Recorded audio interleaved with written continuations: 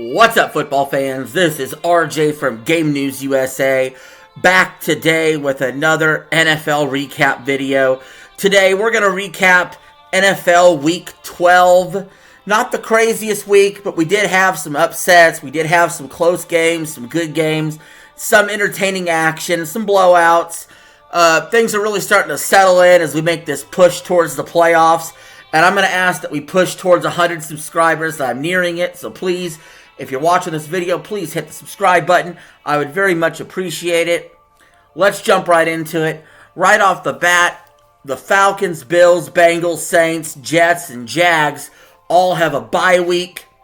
For some of these teams, it's a little too late. The Jags and the Jets are cooked, and the Saints are too, and they really their bye week didn't really help them all that much this year. The Bengals might be cooked, but after this bye week, they're going to have to come out thinking they got to run the table. The Bills, playing hot right now, don't need the bye week, but they got one anyway. The Falcons are probably the team that needed this bye week the most. They don't want to let things slip because they've kind of had a little bit of a rough going, but they still lead the NFC South. So without further ado, let's jump right into it. Thursday Night Football. The Steelers visited the Cleveland Browns, and these Thursday night short week divisional games have always been tricky to predict. This game started off with no snow on the ground. By the end of the game, it was completely covered in snow. And Cleveland was able to win 24-19. The Steelers no longer have a direct path to the 1 seed. If they had won out, including beating Kansas City on Christmas, they would have gotten the 1 seed. Now that's out of the question. They'll need help in order to do that. They're a team that's trying desperately to hold on to winning the division. I think they're a team that has overachieved. Mike Tomlin's a great coach. But in this game, the Browns did want it more. They played for pride. They hate the Steelers. And they were able to get the win. So good for them. As the Browns move on to a season of failure otherwise. Then next up, we have the early Sunday window of games. Starting with the Vikings defeating the Bears 30-27 in overtime. The Bears are struggling to get wins. Caleb Williams, though, did have a good game. He was good, but it wasn't good enough to beat the Vikings. The Vikings, when they lost 2 games in a row, everybody thought, oh boy, it's over. They're turning into a pumpkin. Not so fast. They're 9-2. A very sneaky 9-2. And they are right behind the Lions' ass. And they will play in Week 18. That could be not only for the division, that could be for the 1 seed in the NFC. Speaking of the Lions, they absolutely opened up a can of whoop-ass on the Indianapolis Colts in Indy, 24-6. The Colts, going back to Anthony Richardson after going with Joe Flacco for a while, only mustered 6 points against the Lions, who did it on defense that day. And the Lions looking good. I think they're the best team in the NFL. Personally, that is the team right now that is looking really good. Colts fighting to stay in the playoff hunt. Next up, the Dolphins crushed my Patriots in Miami, 34-15. Tua is on fire, and the Dolphins are charging, trying to find their way in the playoffs. And what looked like a lost season is no longer completely lost. Congratulations on Tua getting back, and I know people, including myself, called for him to go ahead and retire. But he had something left in the tank. He has something to prove. And hopefully he'll stay healthy the rest of the way. How about the Bucs blowing out the Giants 30-7? The Giants look like total shit. They're tanking. The Bucs, they're trying to get back in the playoff hunt. Their best path is to try to catch Atlanta in the division, although that will be difficult. And for the fact that I think the Falcons own the outright tiebreaker against them as well. But they need to start stacking these wins because the Bucs do have a favorable schedule, and that's what they did. They took care of business. I'll tell you somebody who didn't take care of business.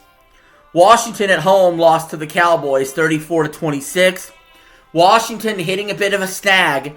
Now, if you told Washington fans at the beginning of the year you'd be 7-5, would you take that? All of them would. So Washington still in decent shape to make the playoffs, at least as a wild card. And Dallas getting a win. A rare win for them this year. Then next up, we got Chiefs-Panthers. Chiefs still not able to blow anybody out, but at the end of the day, you're given wins and losses. You're not given by how many points. None of that factors in to your playoff position, at least within the initial 2 or 3 tiebreakers. So they don't care. They win 30-27, last second field goal. They're really, really good at winning these close games. Definitely. Got to give them props to that. Carolina's looking better every week. Bryce Young isn't a total fail. I think he's going to earn himself another year, it looks like. Speaking of earning yourself another year, Will Levis might have earned himself another year with a 32-27 win over the Texans. The Titans, also a team where their season's going nowhere, and they're going to have to make a decision at quarterback, just like the Panthers. Do we stay the course? Do we draft another guy? What do we do here? Do we help them? Do we surround them? Many teams are going to have these questions in the offseason. But Will Levis did outplay C.J. Stroud, and I don't know what's wrong with the Texans. They are not the elite team we thought they were. They still lead their division. They're still going to win their division. But they feel like a total one-and-done team in the playoffs right now. Next up, we got to go to the later window games. The Broncos beat the Raiders 29-19. The Broncos are on a hell of a win streak for the most part besides the Kansas City game. Bo Nix has been playing better and better every week. This team keeps getting better and better. I think they started like 0-2 or 0-3, really. Now they're sitting at, 7-5, and they play the Browns next. You're looking at a team that could be in the playoffs. They could upset somebody in the playoffs. The Raiders, they're another team that's tanking. They're definitely going to be in the market for a quarterback in the offseason, probably the draft. So I don't have much to say about that. But the other team is in the Bays. San Francisco at Green Bay. The Packers destroyed the 49ers 38-10. The 49ers were without Brock Purdy, and really that wasn't even the story of the game. The story was the Packers ran all over them with Josh Jacobs, and the 49ers don't look good. Their defense is way worse than it was last year. Their pieces are getting older. They were my pick to win the Super Bowl. I thought they'd break through this year after so many years of coming close. It looks like that window might be closing on them, or closed. Granted, they're only a game behind in the division, which I'm going to get to some of these other division teams in the NFC West here in a second. So, there's still time to turn this around, but I can't take the Niners as serious as I've taken them in years past, that's for sure. Green Bay, on the other hand, they find ways to win, and when Jordan Love protects the football, they seem unbeatable. The question is, will he protect the football? Speaking of the NFC West, the Seahawks beat the Cardinals 16-6, just when the Cardinals had their chance to really stamp a lead in the NFC West. They go and they blow it and they lose. So now you have the Seahawks at 6-5, I believe, leading that division. Cardinals 6-5. Then you have 49ers 5-6 and Rams 5-6, which I'm about to talk about here in a second. That NFC West is wild. Probably only one team's getting in from that division because the NFC North is going to gobble up a lot of the wild card spots. And then Washington, you'd figure, would get the other wild card spot.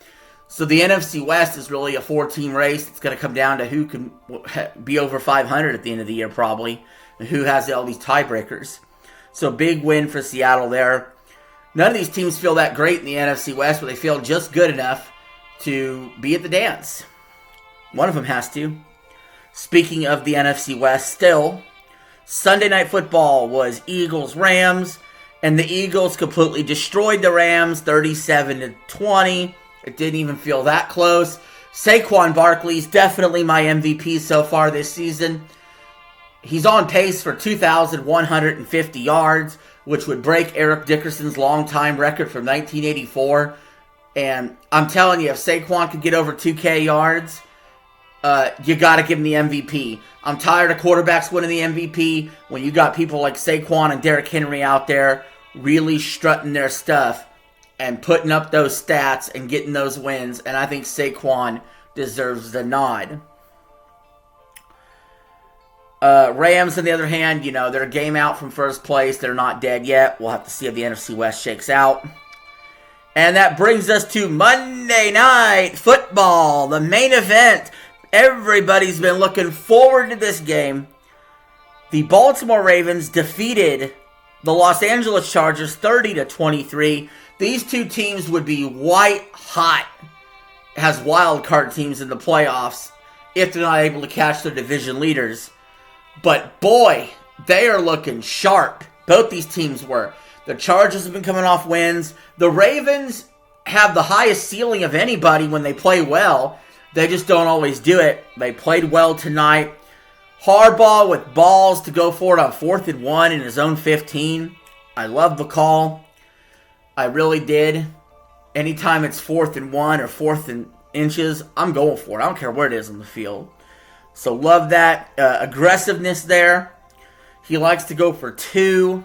I like that aggressiveness. Doesn't always play in his favor, but you can't play the result.